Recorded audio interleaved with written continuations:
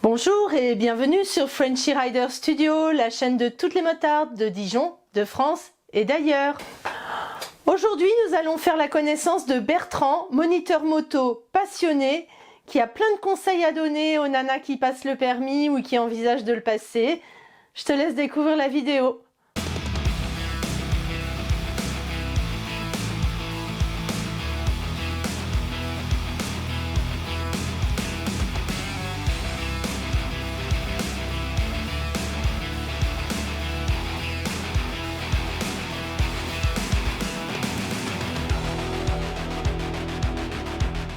Bon, bonjour Bertrand. Bonjour. Donc tu es moniteur moto depuis longtemps? Depuis 2000. 2000, d'accord. Et tu fais de la moto depuis combien de temps? Et depuis 95, donc 5 ans avant. D'accord. T'avais quel âge quand t'as passé ton permis moto? 95, 30 ans. Et depuis, c'est moto du 1er janvier au 31 décembre? Ouais, j'aime bien, ouais. J'ai du mal à monter en voiture. Donc quand j'ai pas le choix, il y a des courses à faire, je prends la voiture, mais après, je remonte très vite sur une moto.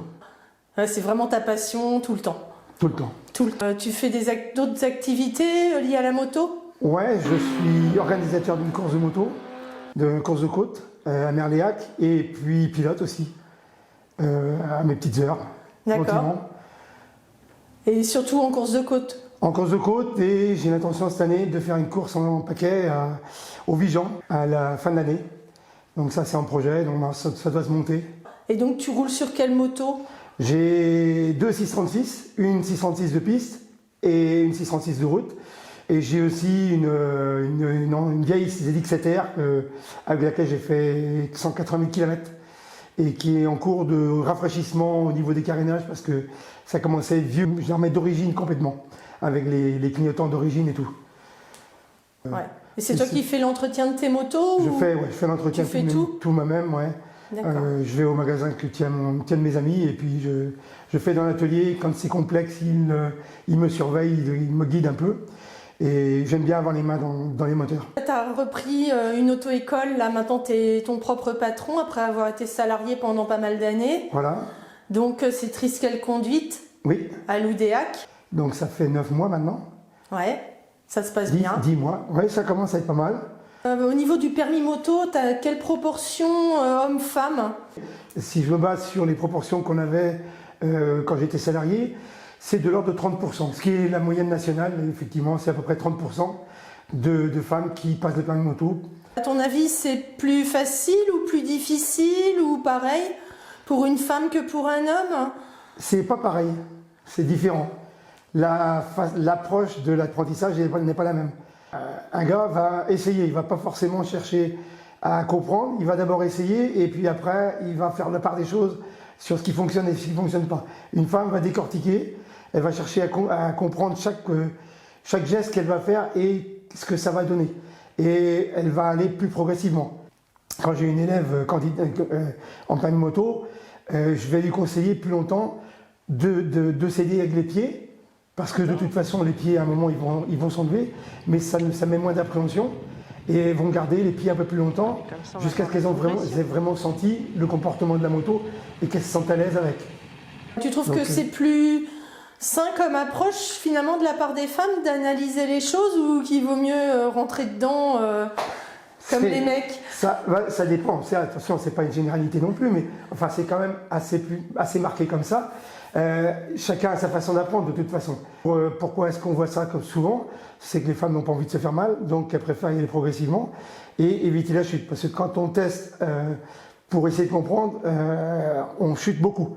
Hein, il y a quelqu'un qui est très fort là-dedans, c'est Marc Marquez qui dit « j'ai besoin de chuter pour comprendre ». Certains vont passer par la chute ou par des problèmes pour comprendre ce qui va mieux, et d'autres vont essayer justement d'éliminer les problèmes pour apprendre progressivement. Alors, quel conseil tu pourrais donner à une nana qui veut passer le permis moto et qui fait moins d'1m60?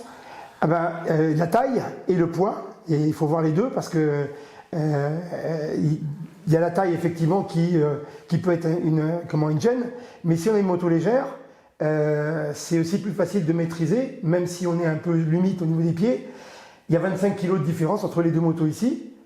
Ça joue tout de suite, on le sent. Alors les deux motos dont tu parles, parce que là, ils ne sont pas sur la vidéo voilà, pendant l'interview. Z650, Ok. Z650 et Z400. D'accord. Il y a une grosse différence, il y a une petite différence déjà au niveau de la taille. On voit que les pieds reposent plus facilement au sol. Mais il y a aussi 25 kg, c'est une mobilette en fait. Ces motos-là, les 300, 400 cm3, sont des motos qui sont très légères et faciles à manier. Et puis, ça n'enlève rien à leur performance. Quand on voit qu'on peut faire avec ça, il y a largement de quoi se faire plaisir. Et par contre, ce sont des motos qui sont beaucoup plus faciles à manier. Donc là, pour les nanas, du coup, à l'auto-école, là, c'est la Z400 qui sert quasi tout le temps. Jusque-là, principalement. Elles ont essayé l'autre aussi pour voir un peu la différence.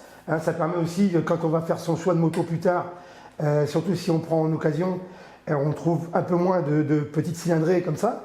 Donc ça permet de savoir aussi ce qu'on va prendre comme moto si on choisit d'aller sur une plus grosse cylindrée et les conséquences que ça va avoir au niveau de la conduite. C'est pas impossible de les conduire. C'est simplement un peu différent et un tout petit peu plus difficile. Toi, tu conseillerais quelle moto, enfin pas une en particulier, mais enfin dans les gammes, quelle moto pour démarrer? Je dis les 300, les 400 cm3, il y a même des 250 qui sont suffisantes souvent. Si une femme ne cherche pas la performance, même une 250 ça va bien. Ça a aussi d'autres avantages au niveau des consommables. Par exemple, ici j'ai un seul disque de frein, j'en ai deux. Un kit chain qui coûte beaucoup moins cher.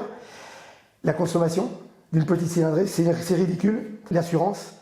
Donc c'est plein de petites choses qui vont permettre d'avoir de quoi se faire plaisir à faire des kilomètres, parce qu'il n'y a pas de contrainte, au niveau du budget. Mais à partir de 300 cm3, on a de quoi s'amuser. Et des 400 maintenant, on en trouve pas mal. Et donc, ils sont de très bonnes motos pour se faire plaisir. D'accord, pour démarrer, pour se faire la main, quoi. Faut pas oublier que Johan Zarco, avant de passer en MotoGP, quand il était en Moto 2, il roulait pour s'entraîner avec une 125 YZF. C'est la moto, la 125 d'auto-école. Et à ton avis, donc les femmes, elles ont besoin de plus ou moins d'heures de cours pour avoir leur permis que les hommes? Alors, généralement un peu plus d'heures quand même, puisque l'apprentissage est plus progressif, elles ne cherchent pas la prise de risque. Ce qu'elles vont en retrouver par la suite, c'est qu'elles auront une bonne maîtrise de la moto et qu'elles vont se faire plaisir. Et quelques heures de plus, c'est pas un gros budget. Donc elles vont prendre un peu plus de leçons, mais ça va leur permettre aussi de vraiment apprendre à se sentir à l'aise sur la moto. Et c'est pas des grosses différences de budget de toute façon. Est-ce qu'il y a d'autres choses que les moto-écoles doivent faire pour s'adapter à un public plus féminin, à part le fait d'avoir une bécane plus légère, plus basse, etc. Les femmes, généralement, vont chercher plus de sécurité, comme je disais, dans l'apprentissage. Et nous, ce qu'on propose, par exemple, c'est des gilets airbags qui plaisent beaucoup aux personnels féminins. Elles aiment ça. Plus que les hommes, il y en a pas mal qui l'ont utilisé chez nous, mais pas tout le monde. Les femmes vont chercher plus de sécurité. Donc, nous, par exemple, on propose le gilet airbag, parce que de toute façon, on voit, même au niveau de l'équipement, généralement, les femmes arrivent toujours bien équipées. Jusque-là, toutes mes élèves avaient un pantalon moto, ce qui n'est pas le cas des hommes. Et justement, au niveau de l'équipement, parce que ce qui est obligatoire, c'est casque et gants. Voilà. Une nana qui doit commencer son permis, là, sans parler de la réglementation, parce que les gants et le casque, on le sait tous. Voilà, qu'est-ce qu'il faut, à ton avis, la base, quoi? Il faut au moins un blouson moto, il faut qu'il soit bien adapté. Alors, il faut des bottes fermées, mais la différence entre une botte fermée basique et une botte moto, la botte moto, elle a été faite pour la moto. Donc elle a vraiment toutes les caractéristiques, comme la protection au niveau du pied, au niveau du passage de vitesse. Les semelles, mine de rien, sont vraiment adaptées à l'usage de la moto pour sentir aussi les repose-pieds. Et c'est important dans l'apprentissage d'apprendre à sentir ses commandes.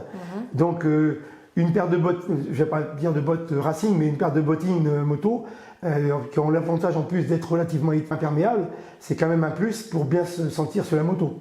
Puis éventuellement, pourquoi pas un pantalon coquet, parce que mine de rien, si on chute à basse vitesse, on ne se fait pas très mal, mais par exemple, on peut avoir le genou coincé entre la moto et le bitume.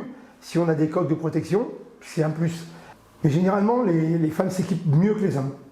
Et non seulement chez mes élèves, mais quand on va en examen, ça se voit. Parce que là, on voit vraiment tous les élèves de toutes les auto-écoles et on voit le niveau d'équipement, qui n'est pas le même. Une femme va plutôt chercher le côté technique de la chose et un mec va plutôt regarder, si ça lui plaît, si c'est valorisant. Quelle est ton opinion sur les femmes qui passent leur permis moto. Tu fais de la moto depuis très longtemps, un monde qui était quand même vachement masculin. À mon époque, oui. Et qu'il est toujours, un peu quand même, faut pas se mentir. Oui, il y a plus. Oui. Et donc toi, ton opinion vraiment là-dessus? Eh ben, c'est pas mal parce que ça change un peu l'image de la moto. Bon, le fait d'avoir de plus en plus de femmes à faire de la moto, ça fait que dans leur entourage se rend compte qu'il y a aussi des femmes qui font de la moto. Donc l'image de la moto, des motards, est un petit peu en train de changer. Hein, on n'est plus à l'époque des loupards des années 60. Ça a changé progressivement à chaque fois. Et entre autres la féminisation de la pratique. Ça nous donne une image un peu plus cool de la moto, un peu moins blouson noir, etc. Une fois, quand on discutait au plateau, tu m'as dit ça fait moins de kékés sur la route. Oui, tout à fait. J'ai vu de temps en temps quelques femmes faire des burns ou des choses comme ça au Grand Prix de France, ou au 24, ou à Port-Carreau. Mais c'est une très très petite minorité. La plupart des gens qui font des wheelings, je n'ai pas le souvenir d'avoir déjà vu une femme faire un wheeling devant moi. Il y en a qui le font, il y a Sarah Lesito qui est très très bonne. Par contre, elle, c'est son métier. C'est ça. C'est pas dans la rue qu'elle le fait, c'est dans des endroits adaptés à ça. Mais autrement, la plupart des femmes vont avoir une attitude normale sur la route. Il y a la route, il y a le circuit. Moi, j'essaie de ne pas confondre les deux. Quel conseil tu peux donner à quelqu'un qui hésiterait là pour d'essayer justement. Alors en fait, quand on veut s'inscrire dans une auto-école, que ce soit pas une voiture, moto ou autre, on fait une évaluation de départ. Donc avant de signer un contrat, avant de signer quoi que ce soit, on fait une évaluation qui justement sert à voir un peu quel est le niveau de l'élève pour nous, mais aussi en particulier pour la moto, parce que la voiture, on est plus ou moins obligé. Mais pour la moto, c'est un plaisir. Et le fait de faire une évaluation de départ, on va déjà monter sur la moto, on va déjà faire quelques exercices, à démarrer, s'arrêter, commencer à tourner, etc. Et ça permet de voir si effectivement on est capable ou pas. Et puis le moniteur, lui, il voit entre le début de l'évaluation et la fin, l'évolution, et il est capable de dire ça sera difficile ou tu es capable, voilà à peu près le volume d'heures que je prévois. Et puis ça permet déjà d'essayer. Et on essaie, simplement, nous l'évaluation elle est à 35 €, je crois. On se fait un plaisir à 35 € et puis on va essayer la moto et on voit si ça nous plaît après. En 20 ans de carrière, je n'ai jamais vu une de mes élèves qui fait une évaluation ne pas revenir.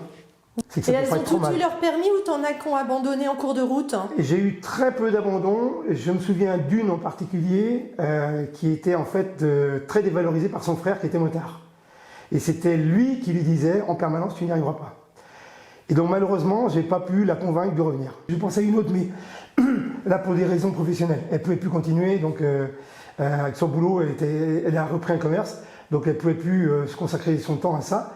Mais ce sont les deux cas auxquels je pense qui ont abandonné. Sur, je dirais, j'ai bien dû en former 200 motards, je pense. Que je pense que je suis arrivé à 700-800 motards donc, en total. Et donc ça fait 1% peut-être qui a abandonné. Bon. Non, il y a très peu d'échecs. Mais il faut venir essayer. Et après, on peut savoir. Alors les nanas, lancez-vous! Dans la vie, il faut oser. Ok, merci beaucoup Bertrand pour cette interview. Et puis bonne continuation à Triskel Conduite. Merci. Merci beaucoup. J'espère que cette vidéo t'a plu. Si c'est le cas, tu sais quoi faire. Tu likes, tu t'abonnes, tu fais des commentaires. Et surtout, l'important, c'est de rester mototivé.